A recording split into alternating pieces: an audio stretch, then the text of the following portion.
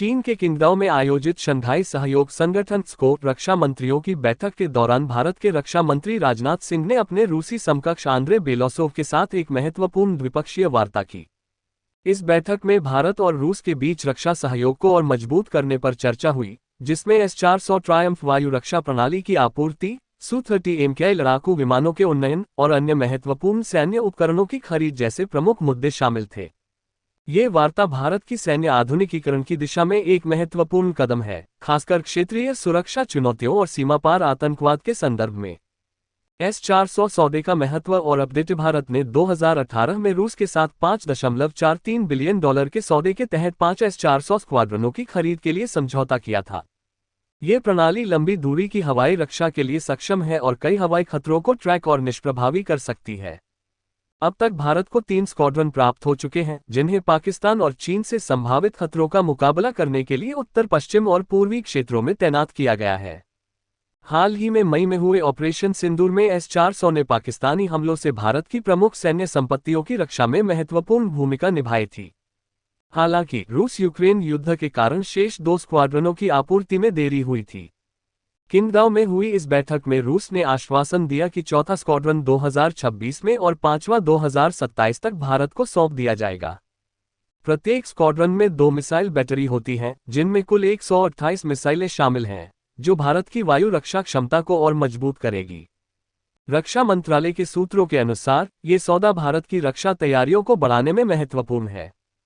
Su-30 MKI उन्नयन और रक्षा सहयोग। इस बैठक में Su-30 MKI लड़ाकू विमानों के उन्नयन पर भी चर्चा हुई, जो भारतीय वायुसेना की रीढ़ माने जाते हैं। हिंदुस्तान एरोनॉटिक्स लिमिटेड हाल इस उन्नयन के लिए रूस के साथ मिलकर काम करेगा और जल्द ही इस संबंध में एक कार्य शेयर अनुबंध पर हस्ताक्षर होने की उम्मीद है।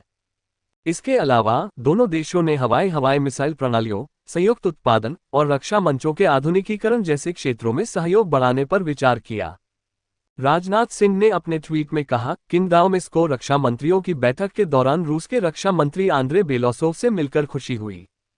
हमने भारत रूस रक्षा संबंधों को और मजबूत करने पर उपयोगी चर्चा की। क्षेत्रीय सुरक्षा और आतंकवाद पर भारत का रुख। इस बैठक में क्षेत्रीय सुरक्षा और सीमा पार आतंकवाद जैसे मुद्दों पर भी विचार विमर्श हुआ। रूस ने 22 अप्रैल को जम्मू कश्मीर के पहलगाम में हुए आतंकी हमले, जिसमें 25 लोग मारे गए थे, पर भारत के साथ एकजुटता व्यक्त की। राजनाथ सिंह ने स्को की संयुक्त घोषणा पर हस्ताक्षर करने से इनकार कर दिया, क्योंकि इसमें पहलगाम हमले का उल्लेख नहीं था, जबकि पाकिस्तान में हुई घटनाओं का जिक्र शामिल था। ये भारत के आतंकवाद के खिलाफ कड़े रुख को दर्शाता है। भारत ने इस घोषणा को अस्वीकार कर क्षेत्रीय आतंकवाद के प्रति अपनी चिंताओं को रेखांकित किया। भारत चीन संबंधों पर भी चर्चा। राजनाथ सिंह ने अपनी चीन यात्रा के दौरान चीनी रक्षा मंत्री एडमिरल डोंग जुन के साथ भी मुलाकात की, जिसमें 2020 के गलवान संघर्ष के बाद द्विपक्षीय संबंधों में सामान्य स्थिति बहाल करने और सीमा पर शांति बनाए रखने के लिए एक 4 सूत्री योजना प्रस्तावित की। उन्होंने सीमा पर नई जटिलताओं से बचने और स्थायी समाधान के लिए संरचनात्मक ढांचे की आवश्यकता पर जोर दिया। इस मुलाकात में कैलाश मानसरोवर यात्रा को फिर से शुरू करने पर भी चर्चा हुई, जो 2020 में कोविड-19 और बाद में गलवान संघर्ष के कारण रुकी थी।